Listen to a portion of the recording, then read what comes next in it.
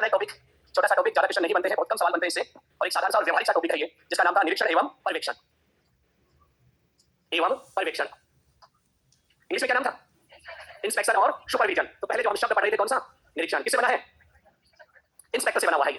किससे बना है? इंस्पेक्टर। और इंस्पेक्टर के कितने काम बताए थे? 3 काम करता था। वह पैदा करने वाला कौन होता है? इंस्पेक्टर। तो वो देखिए कार्यों की जांच, और जांच के अंदर क्या ढूंढता है? कमियां। दूसरा देखिए जो भी नियम और शर्त है उनकी क्या करवाता है? पालना करवाता है। फिर उसके बाद देखिए हम इस शब्द का प्रयोग करते हैं शिक्षा में।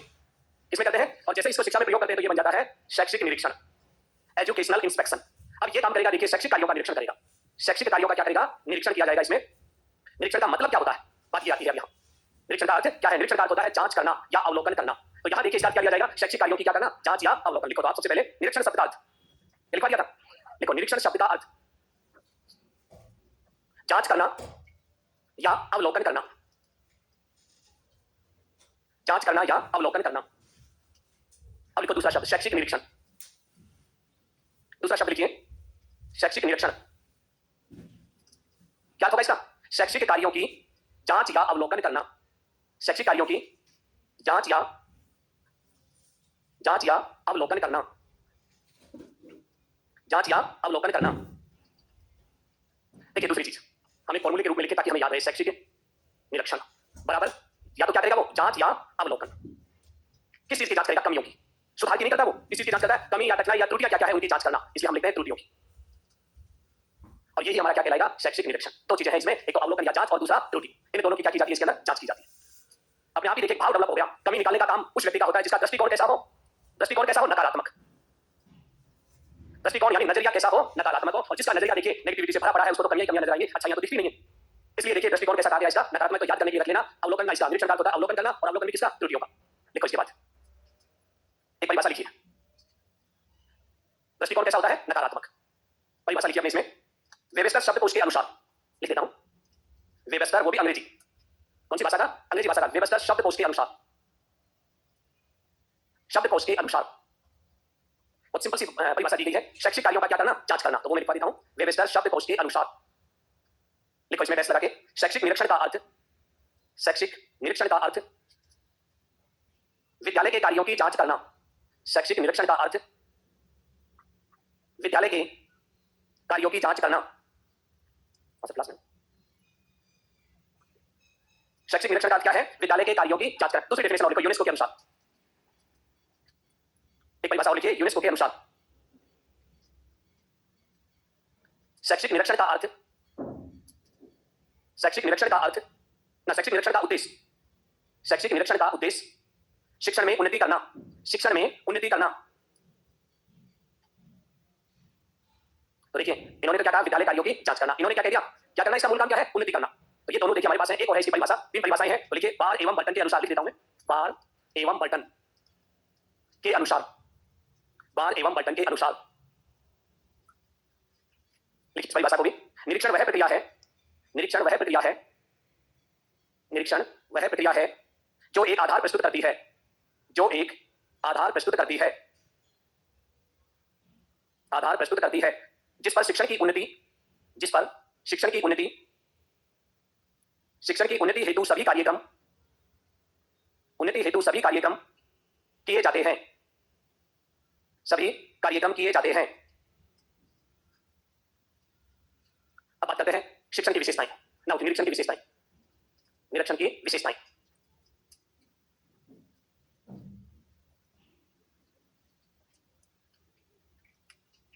देखो सबसे पहली विशेषता शिक्षा के क्षेत्र में क्या करना? जांच करना। जांच या अवलोकन। पहली विशेषता यह है, इसमें कार्यों की क्या की जाती है? जांच की जाती है, या हम कहते हैं अवलोकन किया जाता है। दूसरा काम देखिए इसके अंदर, जब हम जांच करें अवलोकन करें तो उसमें क्या ढूंढते हैं? कमियां ढूंढते हैं, त्रुटियों का पता लगाना, या अपनी भाषा में कह दो कमियों को तलाश करना या ढूंढना, जो भी है कमियों का पता लगाना। दूसरा काम देखिए इसका। अब इसके बाद देखिए तीसरे नंबर पर जो व्यक्ति यहां काम करने आता है उसका दृष्टिकोण कैसा होता है? आलोचनात्मक। तो यहां देखिए तीसरी विशेषता हम लिखते हैं आलोचनात्मक। आलोचनात्मक दृष्टिकोण, या अपनी भाषा में कहें तो नकारात्मक। कैसी प्रवृत्ति होती है इसकी? नकारात्मक प्रवृत्ति होती है। चौथी विशेषता देखिए, ये जो जांच होती है ये औपचारिक होती है, अनौपचारिक नहीं होती है। जो अधिकारी आता है सरकार के रूल्स रेगुलेशन के अनुसार आता है कि कितने समय में जांच होनी चाहिए, कब जांच होनी चाहिए। ऐसे नहीं मन किया तब जांच के लिए निकल पड़ा, नहीं। हमेशा कैसी होती है? निरीक्षण या इंस्पेक्शन औपचारिक होता है। ये याद रखना, बहुत ही अच्छी विशेषता है ये कैसा होता है? औपचारिक। औपचारिक निरीक्षण। निरीक्षण कैसा होता है? औपचारिक। अनौपचारिक होता है? नहीं होता है अनौपचारिक। जब औपचारिक है तो समयबद्ध भी है कि आपको कितने समय में किस स्कूल की जांच करती है, तो ये कैसा है? समयबद्ध भी होता है, समयबद्ध निरीक्षण। दूसरा देखिए, वास्तविक रूप से जो निरीक्षण होता है बड़े जल्दबाजी में होता है, कोई भी अधिकारी आता है। वास्तविक रूप से कोई निरीक्षण नहीं होता है। आया 10 मिनट के अंदर देखिए निरीक्षण किया चला जाता है। 10 मिनट में क्या दिखता है? टीचर कैसे पढ़ा रहे हैं? क्या देख सकता है? क्या सोचो 1 मिनट? स्कूल के रिकॉर्ड की जांच हो सकती है क्या 10 मिनट में? नहीं हो सकती। इसलिए देखिए वास्तविक निरीक्षण नहीं होता है, कैसा होता है? अवास्तविक होता है। अवास्तविक निरीक्षण। निरीक्षण। दोबारा से देखिए पहले, सबसे पहले क्या था? जो आज लिखा था उसी को लिख दिया। जांच करना या अवलोकन करना। दूसरा त्रुटि या कमियों का पता लगाना, यानी उसका दृष्टिकोण नकारात्मक या आलोचनात्मक होता है। फिर उसके बाद कैसा होता है? औपचारिक होता है। उसके बाद समयबद्ध होता है, समय की प्रक्रिया है इसमें, और अवास्तविक। यानी विशेषताओं ने हमने इसकी अच्छाई बुराई सब कुछ बता दी। लिख लो इन विशेषताओं को एक-एक करके। यह है निरीक्षण की विशेषताएं।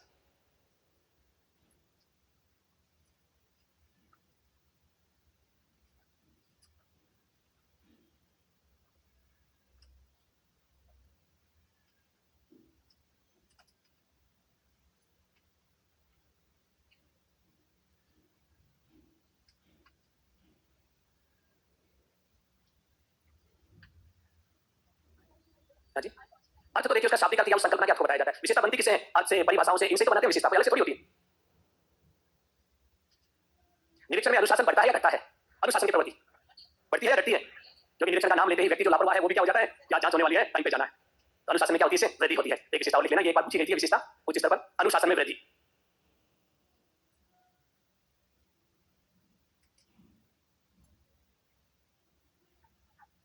शिक्षा में देखिए गुणवत्ता आएगी, क्योंकि जब सारे कर्मचारी जब अनुशासन में वृद्धि होगी तो क्वालिटी आएगी। लेकिन भाव यहाँ गलत होता है। देखिए अधिकारी का शिक्षा का तो उन्नयन होगा लिखा है, मैंने यूनेस्को ने क्या कहा कि बार-बार निरीक्षण होने से क्या होता है? गुणवत्ता में वृद्धि होती है, यानी शैक्षिक उन्नयन होता है, विकास तो होता ही है इससे। लेकिन साथ में बुराई भी साथ आती है, क्योंकि व्यक्तियों में डर और भय और शंका हो जाती है। वो सोचते पता नहीं अधिकारी आएगा क्या कहके जाएगा, क्या कमी निकालेगा। उनके अंदर भाव किसके होते हैं? इसमें डर और भय के भाव होते हैं, निरंकुशवादिता होती है इसमें। इसलिए ये जो अपने पास निरीक्षण की पद्धति अंग्रेजों की देन बताई थी मैंने आपको, लोकतांत्रिक पद्धति में इसको नहीं अपनाया जाता है। इसकी जगह दूसरा शब्द अपनाया जाता है जिसका नाम है पर्यवेक्षण। वो हमने आजादी के बाद अपनाया, आजादी से पहले ये होता था, लेकिन आज भी बहुत सारे अधिकारियों में इस तरह की प्रवृत्ति पाई जाती है। अब आता है देखिए इसकी विशेषताओं के बाद इसके उद्देश्य। निरीक्षण का क्या उद्देश्य हो सकता है? शिक्षण प्रक्रिया को व्यवस्थित करना या बिगाड़ना? जो हमारे शिक्षक टाइम पे नहीं आ रहे थे उनको सुधारना या बिगाड़ना? तो लिख लो आप शैक्षिक निरीक्षण के उद्देश्य। सामान्य सामान्य सी बातें हैं ये, शैक्षिक निरीक्षण के उद्देश्य। निरीक्षण के उद्देश्य लिखो भी। नंबर 1, पहले नंबर पर लिखिए, शिक्षण प्रक्रिया को उन्नत बनाना। शिक्षण प्रक्रिया को उन्नत बनाना। देखिए बार बार जांच होगी तो प्रक्रिया में तो अपने आप ही उन्नति होगी। दूसरा, अच्छे शिक्षकों को तैयार करना। अच्छे शिक्षक तैयार करना। तो देखिए डर और भय के कारण शिक्षक भी तैयारी करके आएंगे और उनका व्यवसायिक उन्नयन भी होगा। नंबर 3, मार्गदर्शन देना। मार्गदर्शन, जो अधिकारी जांच करके आएगा देखिए वो कुछ ना कुछ कमियां वो बताएगा, कमियों का पता लगता है तो व्यक्ति को भी आभास होता है कि वास्तव में ये कमियां हैं। अगला उद्देश्य लिखिए चौथे नंबर पर, समस्याओं का निदान करना। डायग्नोसिस करना प्रॉब्लम को, समस्याओं का निदान करना। पाठ्यक्रम के उद्देश्यों से अवगत कराना। पाठ्यक्रम के उद्देश्यों से अवगत कराना। अवगत कराना। और अंत में लिख लीजिए अधिगम प्रक्रिया का मूल्यांकन करना। अधिगम प्रक्रिया का मूल्यांकन करना। अब देखिए जो उद्देश्य लिखवाए हैं वो गिने चुनी बातें हैं। पेपर बनाएगा वो कोई भी चीज लिख सकता है, जो पॉजिटिव चीजें हो वो सारे उद्देश्य होंगे, जो नकारात्मक चीजें हो वो उद्देश्य नहीं होंगे कि आपको ध्यान में रखना है। वो पाठ्यक्रम को पढ़ चलिए भी लिख सकता है, अधिगम को सीखने सिखाने की प्रक्रिया भी लिख सकता है, ऐसे वो कोई भी शब्द का प्रयोग कर सकता है, आपके ऑप्शन बना सकता है। पूछेगा आपसे कि शैक्षिक निरीक्षण का उद्देश्य नहीं है पाठ्यचर्या को एक तरह से देखिए क्या करना, घटाना, बढ़ाना, या देखिए शिक्षकों के व्यवसायिक उन्नयन करना या उनका राशि करना। ये तो उल्टी बात होगी, राशि करना। घटाना क्या है? नेगेटिविटी। जो प्रेरणात्मक चीजें होती हैं वो चीजें अपनी किसमें आ जाएंगी? इसमें आ जाएंगी। इसके बाद लिखिए शैक्षिक निरीक्षण के कार्य।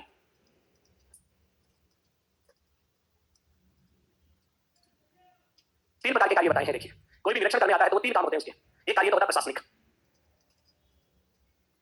प्रशासन से संबंधित। प्रशासन का मतलब क्या? प्रबंधन।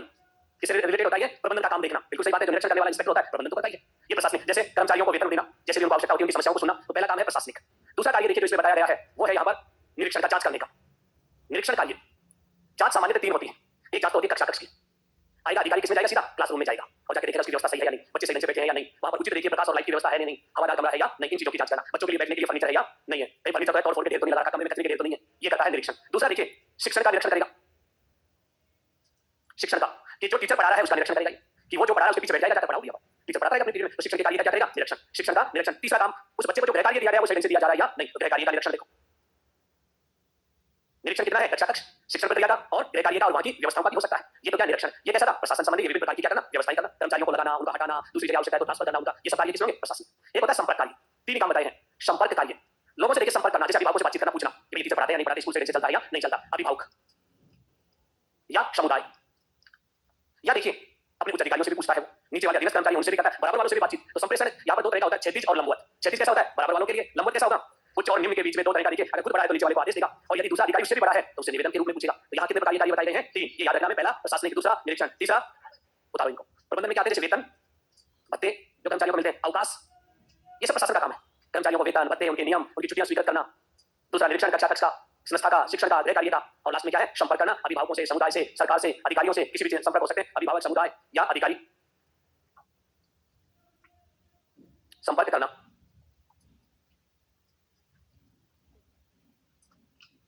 हेडिंग डालिए, भारत में शैक्षिक निरीक्षण की स्थिति। भारत में शैक्षिक निरीक्षण की स्थिति। नहीं लिखा? ये लो, लिख लो तो भाई। एक चीज आपने नोट की होगी, जितनी सिंपल चीजें हैं मैं उनको जल्दी से आगे बढ़ जाता हूं, लेकिन जब हार्ड और ऐसे समझाने की चीजें कभी आगे नहीं बढ़ता हूं उस चीज के लिए, क्योंकि कुछ चीजें ऐसी होती है जिसमें समझने का होता ही नहीं है। और आप लोगों से अपेक्षा ये की जाती है कि आप जिस लेवल की तैयारी करने आए स्टेट लेवल की, तो शायद मैं सोचता हूं कि आप लोगों को बहुत सी चीजें आती हैं, जैसे छोटी छोटी बातें होती हैं। देखिए हम जिस, और यदि आपके रीट वाले होते, अगर उनके आगे बढ़ जाता तो वो तो देखिए रुकते ही नहीं। क्यों? क्योंकि वो 12वीं पास है, बहुत सारे कोरोना काल के। मैं जब बोलता हूं लिखते हैं तो लिखा नहीं जाता है, बोलता कुछ लिखते कुछ हो रही है, आदत नहीं है बच्चों को, देखिए बहुत सारों को। लेकिन यहाँ आकर तो देखिए आपको एक लेवल तो होना ही चाहिए। और जब आगे वालों के लिए जाओगे तो अपने आप से कम नहीं समझते, तो आप लोग भी अपने आप को व्याख्याता से कम ना आके हमेशा मन में एक वातावरण होना चाहिए कि हाँ मैं व्याख्याता बनूंगा। और जिस दिन आपका एटमॉस्फेयर बन गया ना, आप देखिए सारी चीजें आपके साथ लग जाती हैं ऑटोमेटिक, आपकी भावनाएं उसके साथ जुड़ जाएंगी, आपका वातावरण उसी तरह का बन जाएगा, आपके दोस्त उसी तरह के बन जाएंगे और सारी चीजें आपके साथ जुड़ जाती हैं और आपको देखिए व्याख्याता बनाकर ही छोड़िए। और जिसके मन में विचार नहीं आया वो कभी आगे नहीं बढ़ सकता, क्योंकि जरूरी है एक विचार पैदा होना है, कंसेप्ट आना माइंड में। व्याख्याता बनना है तो बनना ही है, कंसेप्ट पाल लेना चाहिए आप। अब तो चलो भाई, भारत में शैक्षिक निरीक्षण की स्थिति। अपने यहाँ जो निरीक्षण किया जाता है दो तरह के देखिए यहाँ प्रवृत्तियां हैं, एक तो एनसीईआरटी द्वारा बताया गया है और हमारे राजस्थान में राजस्थान सरकार द्वारा आदेश दिया गया कैसे निरीक्षण करना है। तो एक तो देखेंगे हम किसके अनुसार, एनसीईआरटी के अनुसार, और एक देखेंगे अपने यहाँ एक किताब लिखी गई है, उस किताब का नाम है कोड ऑफ कंडक्ट, हिंदी में कहते हैं शिक्षा संहिता। उस किताब के अंदर इस आदेश को लिखा गया है, उसी के अनुसार बता रहा हूं, शिक्षा संहिता के अनुसार। ये कहां की बात है? राजस्थान की। तो दोनों में देख लेते हैं, देखिए क्योंकि ऑब्जेक्टिव टाइप में छोटे छोटे सवाल पूछे जाते हैं, पहले समझा देता हूं। चलो पहले उतार पे ध्यान देते जाता है।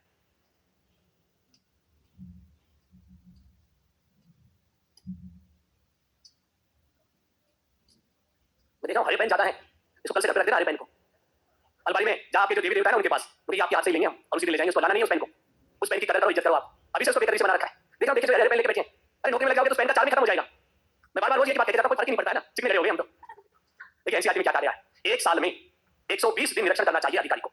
जो निरीक्षण करने वाला है, जो इंस्पेक्टर होता है, पूरे साल में कम से कम 120 दिन किस पर बिताने चाहिए? निरीक्षण पर बिताने चाहिए, पहली बात। फिर कहा गया है एक अधिकारी द्वारा कम से कम 100 इंस्टीट्यूट का निरीक्षण होना चाहिए। तो यानी सीधा सा है, अपने पास जो फंडा 120 दिन किस पे बिताने चाहिए? निरीक्षण पर। और 120 देखिए जो निरीक्षण बिताएंगे उसमें कम से कम कितनी स्कूल हो? 100 तो होनी चाहिए। अगर 120 पे 120 होता तो स्टार्ट होता कि देखिए एक दिन में एक संस्था का निरीक्षण हो, लेकिन यहाँ संख्या क्या है? कम है। तो इसमें नियम ये बनता है तीसरा कि कोई भी संस्था का निरीक्षण किया जाए तो 1 या 2 दिन तक चलना चाहिए कम से कम, या तो 1 दिन हो या 2 दिन। ऐसे नहीं मिनट 2 मिनट में निरीक्षण चलो अधिकारी निरीक्षण सुबह आते बैठ जाओ, पूरे दिन की गतिविधि देखो एक एक कर्मचारी की और उनकी सारी बाकायदा जांच करो, उसकी विस्तृत रिपोर्ट तैयार करो, जो कमियां हैं उनको बताओ, काम जो है उनको सजा दिलाओ। ऐसे होना चाहिए। तो उन्होंने 3 बातें बताई हैं, लिखिए आप अपने इसमें एनसीईआरटी के नीचे लिखिए इस कॉलम में। एक शैक्षिक सत्र में निरीक्षणकर्ता द्वारा 120 दिन निरीक्षण कार्य में 120 दिन निरीक्षण कार्य में बिताए। दूसरी बात, एक शैक्षिक सत्र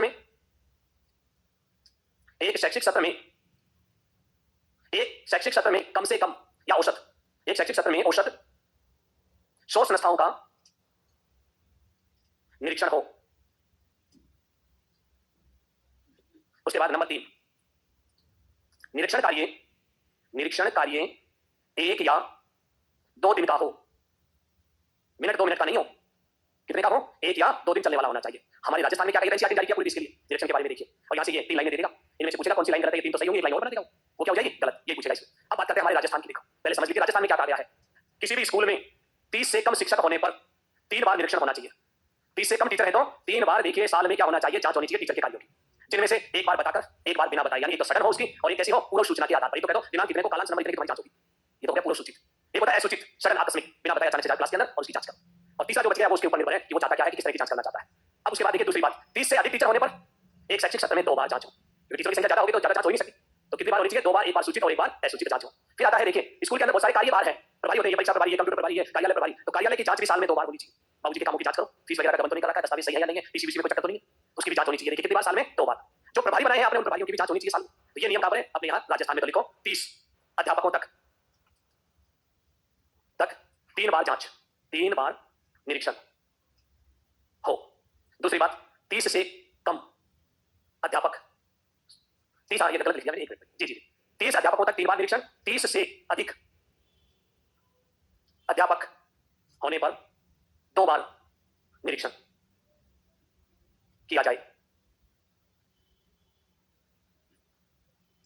तीसरी बात, कार्यालय का कार्यालय का या प्रभार का 2 बार निरीक्षण हो, 2 बार निरीक्षण हो। कितनी बार होना चाहिए साल में? 2 बार निरीक्षण। तो थोड़ा सा याद रखना इन बच्चों का। 30 से ज्यादा टीचर 2 बार, 30 से कम 3 बार, 3 और बाकी सबका 2 बार। और इधर क्या दे रखा है? 120 दिन, 100 और उसके बाद 1 या 2 दिन। अब बात आती है, देखिए निरीक्षण को हमारे देश में अच्छा नहीं बताया गया, कहा कि ये तो अंग्रेजों की देन है। ये केवल कमियां ढूंढने आता है अधिकारी, और कमियां ढूंढने से व्यक्ति का मनोबल टूट जाता है। जो बेचारा कर्मचारी है बहुत अच्छा काम कर रहा है, उसको शाबाशी देने के बजाय उसकी क्या ढूंढी जाती है? कमियां ढूंढी जाती है। और वो देखिए ये सोचता है इतना अच्छा काम किया, जब भी कमियां हैं तो नहीं करूंगा, तभी यही कमियां रहेंगी। तो इसलिए उसको प्रेरणा नहीं मिलती है, वो क्या होता है? हतोत्साहित हो जाता है, हीन भावना आती है, नकारात्मक भाव पैदा हो जाते हैं। इसलिए आज तक किसी ने अच्छा नहीं बताया हमारे देश में। इसकी हमेशा की गई आलोचना या बुराई की गई है। तो लिखिए निरीक्षण के दोष, लास्ट में लिखिए निरीक्षण के दोष या आलोचना।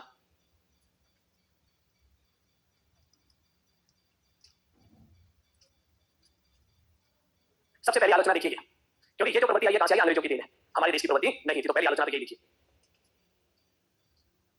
निरीक्षण अंग्रेजों की देन है, निरीक्षण अंग्रेजों की देन है। अर्थात अधिनायकवादी प्रवृत्ति दिखाई देती है, अर्थात अधिनायकवादी प्रवृत्ति दिखाई देती है। अधिनायक का मतलब होता है डिक्टेटर, तानाशाह। अधिनायकवादी प्रवृत्ति दिखाई देती है। ये तो बात होगी अंग्रेजों की, उनकी देन थी, यानी ये क्या कहते हैं? तानाशाह। इसलिए हमने आलोचना करी। दूसरी देखिए, एक आयोग आया था अपने यहां, सैडलर आयोग, जिसे कोलकाता आयोग भी कहा जाता है। क्या कहते हैं हम? कोलकाता आयोग भी कहते हैं। इस आयोग का गठन किया था 1917 में, रिपोर्ट आती है 19 में, फिलिप सैडलर की अध्यक्षता के अंदर। देखिए ये जो आयोग था इसने भी इसकी आलोचना की, और निरीक्षण प्रवृत्ति गलत है इसको। क्या आलोचना की? पहले हम बात करते हैं। इस आयोग के अनुसार इन्होंने कहा कि जो निरीक्षक होता है वो जल्दबाजी में होता है, इसलिए जांच नहीं होती सेकंड से। इसमें होता है वो जल्दबाजी में होता है। आया स्कूल में, तूफान सा आता है और लौट जाता है। अधिकारी आते पूरे स्कूल के अंदर, ऑफिस में हलचल मच जाती है, भाई ऑफिसर आ गया, थोड़ी देर बाद पता चलता है कि तूफान गायब। ऐसे आता है जैसे डस्ट डेविल आ गया। वो डस्ट डेविल जिसे हम क्या कहते हैं राजस्थानी भाषा में? बबूला, है ना? रेत का तूफान छोटा सा जो होता है, थोड़ी देर के लिए आता है और हलचल मचा के सारी चीजों को क्या कर जाता है? दूसरी आलोचना इसी ने की है, देखिए उसकी। जो निरीक्षक आता है वो देखिए सामने जो है उसके अधीनस्थ, उनको समझता है कि ये सारे चोर बैठे, इन्होंने कोई ना कोई गलतियां की, इनकी कमी ढूंढो। उसका देखिए उन कर्मचारियों के साथ मित्रतापूर्ण व्यवहार नहीं होता, मित्रतापूर्ण संबंध होता है। उसका काम क्या है? कमियां ढूंढना। ये कोई निरीक्षण नहीं है। आप जब तक दूसरे व्यक्ति से बातचीत करेंगे उसके व्यवहार का पता कैसे चलाएंगे? इसलिए देखिए इसकी आलोचना को लिखो आप, सैडलर आयोग के अनुसार 1917 से कहां तक है? 1919। दूसरी आलोचना सैडलर आयोग, ब्रैकेट में लिख लेना 1917 19 लिखो इसमें। सैडलर आयोग के अनुसार निरीक्षणकर्ता बड़े जल्दबाजी में होता है, निरीक्षणकर्ता बड़े जल्दबाजी में होता है, बड़े जल्दबाजी में होता है और मित्रतापूर्ण संबंध रहित होता है, मित्रतापूर्ण संबंध रहित होता है, मित्रतापूर्ण संबंध रहित होता है, यानी उसके मित्रता जैसे भाव होते नहीं। दूसरी देखिए साइमन कमीशन ने आलोचना कर दी, साइमन आयोग, और आयोग को इंग्लिश में क्या कहते हैं? कमीशन, 1928। इस कमीशन ने क्या कहा देखिए निरीक्षण के बारे में, वो भी लिख लीजिए। साइमन,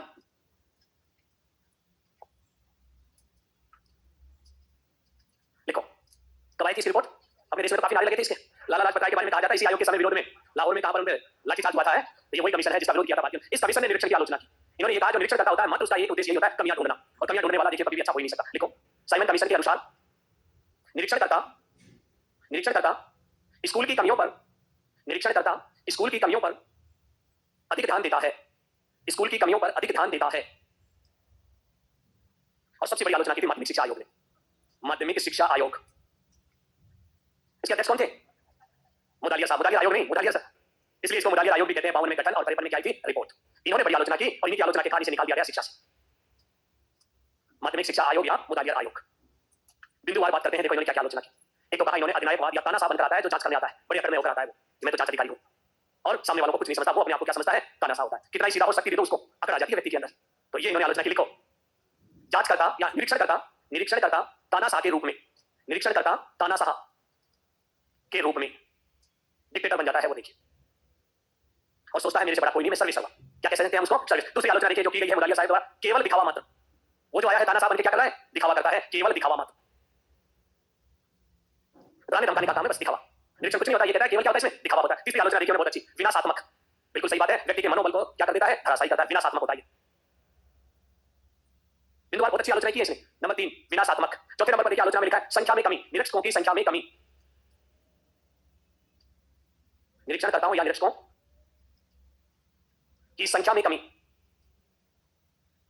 अब आप देखिए एक सीबीओ लगा रखा है 1000 स्कूल पे, लोग केवल एक अधिकारी होता है निरीक्षण करने वाला, सीबीओ, मुख्य खंड शिक्षा अधिकारी। स्कूल होते हैं खंड में लगभग 800-900 के आसपास। अब सोचो एक दिन में एक स्कूल चेक करता है कितने साल में नंबर आएगा? आएगा भी या नहीं भी आएगा? कुछ सोच लीजिए। इसलिए कहा गया है निरीक्षणकर्ताओं की संख्या में कमी है, इनकी संख्या बढ़ाओ, तब जाकर देखिए निरीक्षण होगा सही ढंग से। अगली आलोचना केवल शिकायतों की जांच करना। अधिकारी जाते हैं तो किस लिए जाते हैं? शिकायत होने पर जांच करने ज्यादा जाते हैं। केवल शिकायतों की जांच करना। उन्हीं स्कूलों में ज्यादा जाता है अधिकारी, जहाँ की शिकायत आती है वो सोचता है यहाँ गड़बड़ है और तुम्हारी कुर्सी भी हिलेगी इससे, स्कूल में गड़बड़ होगी, लोग आएंगे पूछेंगे साहब आप क्या कर रहे हो, आपके स्कूल में गड़बड़ हो रही है। तो शिकायतों की क्या करना, जांच करना। और देखिए आलोचना, आंकड़ों को एकत्रित करना। अधिकारी केवल सूचना लेने जाता है, आंकड़ों यानी डेटा, आंकड़ों को एकत्रित करना। आएगा देखिए निरीक्षण करने वाला अधिकारी, पता लगा जल्दी से भर के दे दो मुझे। वो प्रपत्र जब तक नहीं भरा जाएगा तब तक वो जांच करता रहेगा, ये लाओ ये नहीं है वो नहीं है, और जैसे आके कहता है बाबू साहब आपका प्रपत्र तैयार हो गया, इतनी देर में तो मिलता ही नहीं चुमंतर, क्योंकि उसका मूल काम तो क्या था, डेटा कलेक्शन करना, वो हो गया। और जब तक सीट पर बैठा था इतने तूफान मचाए रखा है, और जैसे अपना काम हुआ, क्योंकि ये मात्र क्या है, डेटा कलेक्शन का काम रह गया अधिकारियों का। जब आप सिस्टम में आओगे तो आपको सीआई की बातें याद आएंगी कि साहब अधिकारी आ गया, थोड़ी देर बाद अधिकारी बताए। उसके बाद लिखिए 7वें नंबर पर और आलोचना, प्रशिक्षण का अभाव। जो अधिकारी आते हैं उनको ट्रेनिंग नहीं दी जाती है, प्रशिक्षण का अभाव की जांच कैसे करनी है, प्रशिक्षण का अभाव, प्रशिक्षण का अभाव। और 8वें नंबर पर लिखिए विषयगत निरीक्षकों का अभाव, लास्ट, विषयगत सब्जेक्ट के विषयगत निरीक्षकों का अभाव। इसका क्या मतलब है, अब देखिए अंग्रेजी का टीचर पढ़ा रहा है, अधिकारी को अंग्रेजी कभी आती नहीं थी और वो पीछे बैठ गया, वो जांच करेगा, क्या जांच करेगा भाई, 40 मिनट क्या जांच करेगा आप सोचो, जो भाषा आती नहीं। अब देखिए यहाँ गणित पढ़ा रहा है टीचर और वो आर्ट वाला है अधिकारी, उसको यही नहीं पता सिक्स सिग्मा क्या है, तो जांच क्या करेगा भाई, सही पढ़ा रहा है गलत पढ़ा रहा है। ऐसा ही होता है, हमारे अधिकारी विषय विशेषज्ञ नहीं होते हैं, जांच हो तो साथ में लेके आना चाहिए विषय विशेषज्ञों को, ताकि उस विषय की जांच तो हो जाए गहराई से। आर्ट वाले को केमिस्ट्री में क्या पता कि जो समीकरण पढ़ा रहा है वो टीचर सही पढ़ा रहा है गलत पढ़ा रहा है। अब देखिए है या नहीं कमियां, इतनी सारी आलोचनाएं कर दी, इसीलिए इसको हटा दिया गया, अब नहीं है हमारे यहाँ, नहीं चलता है। नरेंद्र आचार्य देव ने तो ये कह दिया निरीक्षण एकमात्र मशीन है, आता है मशीन की तरह काम करता है, व्यक्ति चला जाता है बस। यंत्र और मशीन की उपमा दी निरीक्षण को, तो लिख लो ये भी आलोचना कितनी हो गई थी। अरे इसके बाद बात तो निकलो, आज के अलावा सबसे पहले अंग्रेज आए थे, फिर सैडलर आया, फिर उसके बाद साइमन आया, उसके बाद माध्यमिक शिक्षा आयोग, अब नरेंद्र देव आचार्य जी। देखो नरेंद्र देव आचार्य, नरेंद्र देव आचार्य, नरेंद्र देव आचार्य के अनुसार निरीक्षक परंपरागत व यंत्रवत है, परंपरागत व यंत्रवत है, यंत्रवत मशीन की तरह। एक लाइन लिखो अलग से, अलग से लिख लो, निरीक्षक का दृष्टिकोण, अलग से लिखना है, निरीक्षक का दृष्टिकोण सकारात्मक, सकारात्मक व सुधारात्मक, सकारात्मक व सुधारात्मक न होकर, न होकर नकारात्मक, नकारात्मक व आलोचनात्मक होता है, आलोचनात्मक होता है। इतनी आलोचना होने के बाद तो देखिए इसको हटाना ही था। हमारे देश में देखिए लोकतंत्र लागू हो गया, तो इस पद्धति को क्या किया गया, बंद किया गया, इसकी जगह एक नया शब्द काम में लिया गया, और वो जो नया शब्द है वो है सुपरविजन। तो लिखिए इसके बाद अपने यहाँ अगला बिंदु आता है पर्यवेक्षण या पर्यवेक्षण या सुपरविजन। सबसे पहले देखते हैं शब्दों का शाब्दिक अर्थ, शाब्दिक अर्थ। पर्यवेक्षण, परि प्लस वेक्षण। दूसरा शब्द देखिए परि प्लस अवेक्षण। परि का मतलब क्या होता है, वेरी गुड, चारों ओर, और वेक्षण का मतलब देखना। इसका क्या होता है, देखना। दोनों को जोड़ दे तो चारों ओर देखना, अगर दोनों को हम जोड़ दे तो क्या हो गया, चारों ओर देखना।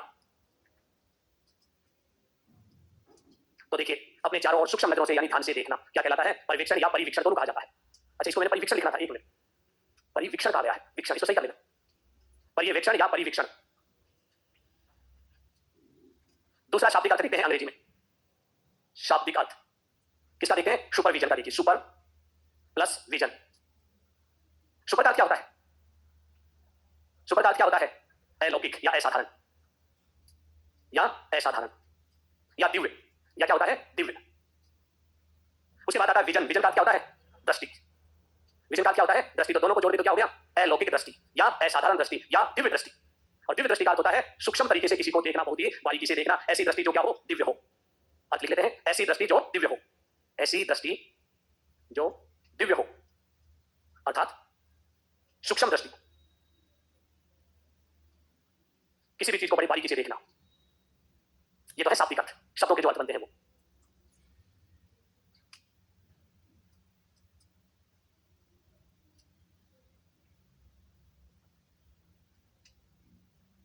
हाँ भाई उतार लिया, अब जल्दी कर लिए। अब देखो एक चीज, दो शब्द पढ़ाए, पहला परिवेक्षण, दूसरा कौन सा पढ़ा हमने, पर्यवेक्षण। दोनों का यदि हम शिक्षा की दृष्टि से देखें तो ये क्या बन जाएगा, वो जैसे शैक्षिक निरीक्षण बनाता है, ये क्या बन जाएगा, शैक्षिक पर्यवेक्षण। क्या होगा, शैक्षिक कार्यों की सूक्ष्मता से जांच करना। वो क्या था, शैक्षिक कार्यों का जांच या अवलोकन साधारण बात थी, लेकिन इसके साथ क्या जुड़ गया, दिव्य दृष्टि। तो लेकिन दोनों में अंतर क्या हुआ, वो भी जांच कर रहा था, ये भी जांच कर रहा है। तो इसलिए पहले ये अंतर हमें पता होना चाहिए, पहले अर्थ लिखो फिर अंतर करवा दो। लिखो शैक्षिक पर्यवेक्षण का अर्थ, शाब्दिक अर्थ के बाद लिखो शैक्षिक पर्यवेक्षण का अर्थ, शिक्षा के क्षेत्र में, शिक्षा के क्षेत्र में अति सूक्ष्म अवलोकन करना, शिक्षा के क्षेत्र में अति सूक्ष्म अवलोकन करना। पैराग्राफ बदल के लिखो एक लाइन, किसी संस्था के, किसी संस्था के चहुमुखी दिशा का, किसी संस्था के चहुमुखी दिशा का सूक्ष्म अवलोकन, चहुमुखी दिशा का सूक्ष्म अवलोकन करना और सुधार के लिए सुझाव देना, और सुधार के लिए सुझाव देना। दूसरी लाइन में लिखिए अलग से, शैक्षिक कार्यों का अवलोकन करना, शैक्षिक कार्यों का अवलोकन करना और उचित निर्देशन देना, उचित निर्देशन देना। इंग्लिश में निर्देशन को कहते हैं यहां पर इंस्ट्रक्शन। अब देखो दोनों में मैं अंतर बताता हूं पहले। एक तो है निरीक्षण और एक क्या लिखते हैं, पर्यवेक्षण। यह अवधारणा आई अंग्रेजों से, यह अवधारणा आई लोकतंत्र से, यानी इसका जन्म होता है अधिनायकवाद से, इसका जन्म होता है लोकतंत्र से। दूसरा देखिए, निरीक्षण जो है इसके अंदर हम क्या करते हैं, जांच या अवलोकन। इसमें भी हम क्या करते हैं, जांच या अवलोकन। दोनों में देखना, दोनों में ये काम करते हैं। लेकिन इसमें देखिए दूसरा काम क्या करते हैं, जांच के समय हमारा ध्यान क्या रहता है, त्रुटियों को ढूंढना या पता लगाना। इसका ध्यान किस पर रहता है, कमियों को दूर करने का निर्देश देना, सुधार के निर्देश देना। इसका ध्यान क्या रहता है, सुधार के निर्देश देना। अब शायद समझ गए होंगे, कोई कार्य कैसे करना है ये बताता है। ये अधिकारी को नहीं पता काम कैसे करना है, इसका काम तो क्या है, कमी ढूंढना। और इसका काम क्या था, कमियां ढूंढना नहीं है इसका काम, क्योंकि व्यवस्था में सुधार करना और सुधार करने के तरीके भी बताना। चलो अब देखिए इसकी परिभाषा का लिखवा दिया था मैंने, ये तो बता दिया मैंने दोनों में। इंस्पेक्शन में और इसमें दोनों में क्या था, हमने आज की बात हो गई थी। इंस्पेक्शन में तो क्या होता है, अवलोकन या जांच करना, साथ में कमियों को निकालना। सुपरविजन में क्या बताया, अवलोकन या जांच करना और निर्देश देना, किसके, सुधार के। ये अंतर होता है दोनों में। अब देखो इसकी परिभाषा, सुपरविजन की परिभाषा लिखिए, विल्स के अनुसार, विल्स के अनुसार आधुनिक परीक्षण, आधुनिक परीक्षण शिक्षण व अधिगम की, शिक्षण व अधिगम की श्रेष्ठ विकास में सहायक है। शिक्षण व अधिगम की श्रेष्ठ विकास में सहायक है, श्रेष्ठ विकास में सहायक है। दूसरी परिभाषा लिखो इसके बाद, बर्टन के अनुसार, बर्टन, बर्टन के अनुसार पर्यवेक्षण, बर्टन के अनुसार लिखिए, पर्यवेक्षण शिक्षण के विकास का, शिक्षण के विकास का सुनियोजित कार्यक्रम है, शिक्षण के विकास का सुनियोजित कार्यक्रम है। लास्ट परिभाषा लिखिए, राष्ट्रीय शिक्षा आयोग के अनुसार, राष्ट्रीय शिक्षा आयोग के अनुसार। दूसरा नाम क्या है इस आयोग का, कोचारी आयोग भी कहते हैं, लेकिन लिखो कोचारी आयोग। और पता है इस आयोग ने क्या कहा है, पर्यवेक्षण को बैकबोन कहा है, रीढ़ की हड्डी। लिखो, पर्यवेक्षण को रीढ़ की हड्डी कहा है, पर्यवेक्षण को रीढ़ की हड्डी कहा है, रीढ़ की हड्डी कहा है। क्यों कहा है कि पर्यवेक्षण पर ध्यान दोगे तो संपूर्ण शिक्षण प्रक्रिया में सुधार हो जाएगा। चाहे आपके कितना अच्छा पढ़ाते हो, यदि पर्यवेक्षण अच्छा नहीं है तो कभी भी शिक्षण प्रक्रिया सुधर नहीं सकती। लिखो इस लाइन को भी, यदि पर्यवेक्षण पर ध्यान दिया जाए, यदि पर्यवेक्षण पर ध्यान दिया जाए, ध्यान दिया जाए तो समग्र शिक्षण परिस्थितियों में, समग्र शिक्षण परिस्थितियों में सुधार हो सकता है, सुधार हो सकता है। और इसके विपरीत, और इसके विपरीत यदि ध्यान नहीं दिया जाए, इसके विपरीत यदि ध्यान नहीं दिया जाए तो, ध्यान नहीं दिया जाए तो समग्र शैक्षिक ढांचा, समग्र शैक्षिक ढांचा लड़खड़ा सकता है, शैक्षिक ढांचा लड़खड़ा सकता है। और कल देखते हैं हम इसकी विशेषताएं और इसकी कौन कौन सी विधियां और कौन कौन से प्रकार हैं।